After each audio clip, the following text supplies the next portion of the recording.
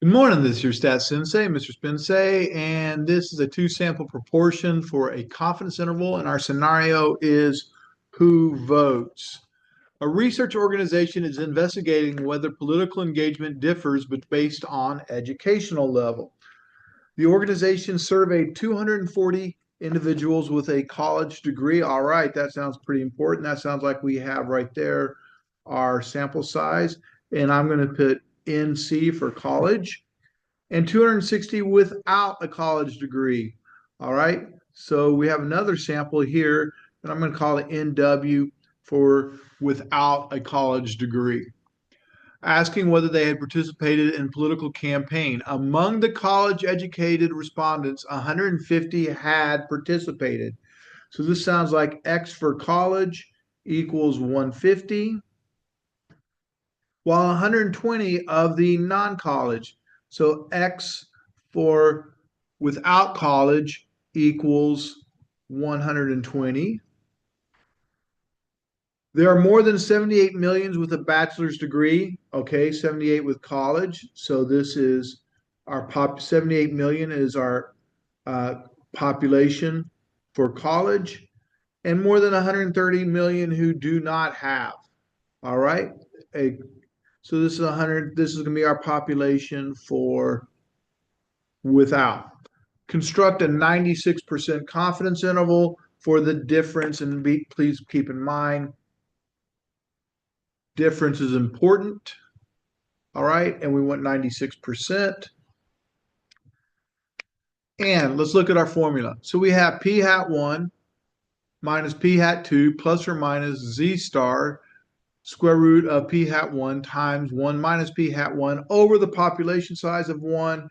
And we have p hat 2 and 1 minus p hat 2 over the population size. I mean, not over the population size. Both of these are sample sizes, excuse me. Sample size of 1 and sample size of 2. I'm going to go ahead and make N1.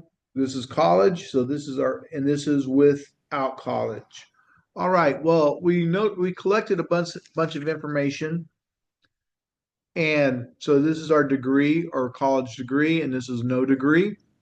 So in this case, we had 150 out of 240. So this was our sample size for who got a degree, and this was our we had 120. Excuse me, that doesn't show. There we go. 120 out of 260, and that's our the number who didn't get a degree out of. I mean, this is the number of people who participated in elections out of the 260 who did not get degree. We had 150 who participated in election out of 240. So we need to go ahead and figure out our p hats. Please remember, p hat is purely x over n. So this is 150 over 240, and that gives us 0.625. And in this case, 120 over 260 gives us 0.4615. And once again, p hat is simply x over n. Well, at this point, we can go ahead and graph this thing, because what we know is we're going to be centered, because it's a confidence interval, we're going to be centered on our p hat. And they asked for a 96%, so we have 0.96 written right there. And we have more than one p hat, so we have p hat 1 and p hat 2. So how do we graph that? Well, we have to find the difference. So we're going to take that 0.625,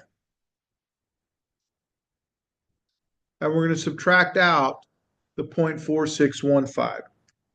Oops. And we end up getting a difference of 0.1635, and that's what we're centered on. It's basically this right here is simply p hat 1 minus p hat 2, which is the way it's labeled, but I still want to stress that. Okay, at this point, if we want to go ahead and start solving it, well, I can look at this and go, you know what? I have p hat 1. It's right there. So I've got all those p hat 1s. That's good. I also look at p hat 2. It's right there. And I look and I go, hey, you know what? I have N1, there's N1, and I have N2. So I've got those as well, but what I'm missing is Z star. So we're going to have to calculate Z star. And remember, Z star is where we're going to have to go to the inverse norm. So here's what we're going to do. We're going to go second vars, inverse norm, parenthesis 1 minus 0.96, close those parentheses, parenthesis 1 minus 0.96. Going to have to close those parentheses and divide by 2. And because it's a Z and all Z scores have a mean of 0 and a standard deviation of 1, and we end up getting second vars, inverse norm. There we go. Parenthesis 1 minus 0.96, close parenthesis, divide by 2. Mean of 0, standard deviation of 1 because it's a Z-score, and we need to be to our left. And we end up getting 2.0537, and as always, we will make that a positive. All right, so essentially we have inverse norm, 1 minus the 0.96 divided by 2, which is what I said.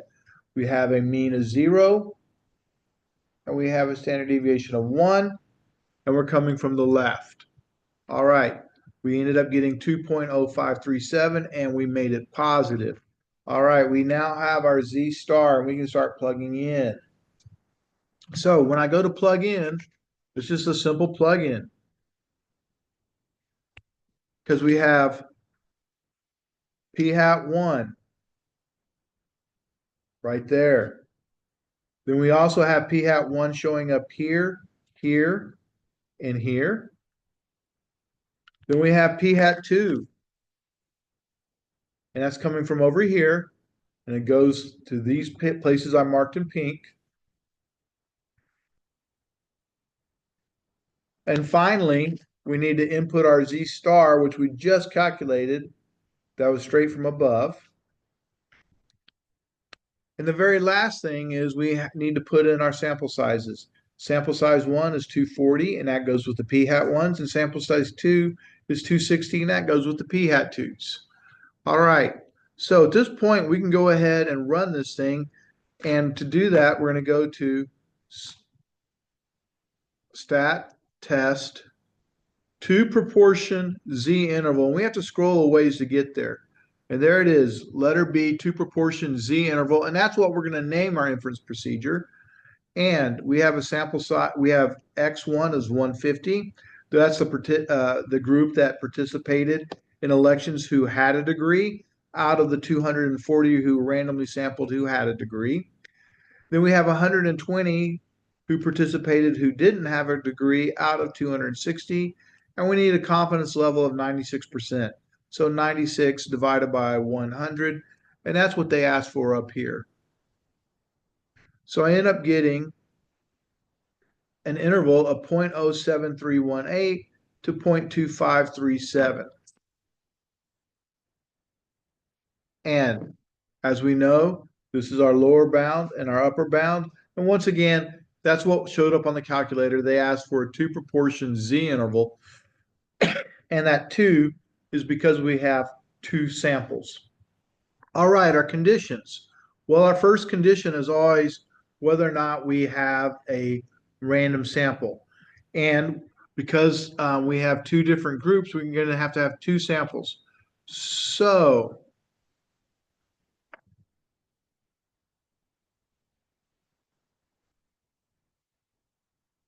it doesn't say that they're random, but we're going to have to fix that. So we're going to have to make that adjustment in our assignment and make sure that they say that they're random.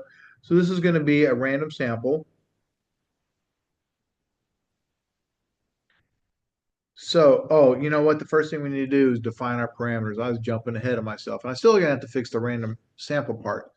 But we have 2 proportions.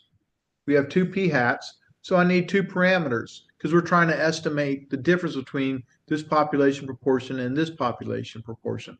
So let P1 equal the true population proportion for political participation of those with a college degree.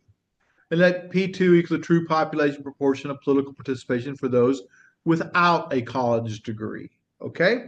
So it's real important to note that, hey, we're going to have non-college or without, and then we're going to have with. And we also need to make sure that we note the political participation. All right, continuing on. Our conditions. We did those in the warm-up, so we don't need to do those again, but random sample is going to have to be addressed in this. All right. The next thing, our conclusions. Well, what are we? Well, we're 96% confident the true population proportion difference, super important you'll have this on confidence intervals, but you won't on the hypothesis test. You'll have the word difference for political participation for those with degrees and those with no degrees lies within the interval of 0.07318 to 0.25374. I probably should have said this earlier, but I'm going to take a moment and say this now. If I notice this is both positive, so it's positive, zero is not included, and we went with college degree and minus no college degree. Since it's positive, we know that there's a statistical difference, and we believe that the difference appears to be somewhere between here. All right, we believe that that difference lies somewhere there. So we are explaining the meaning in repeated sampling. We expect this method to capture the true population difference. Once again, this is something that's difference between a hypothesis test and confidence interval. Confidence interval, we want that in proportions for political participation with degrees minus without degrees. We expect to capture it. How often? 96% of the time. All right. That kind of concludes this. I sure hope that helps. Look forward to seeing you on the next one. Thank you.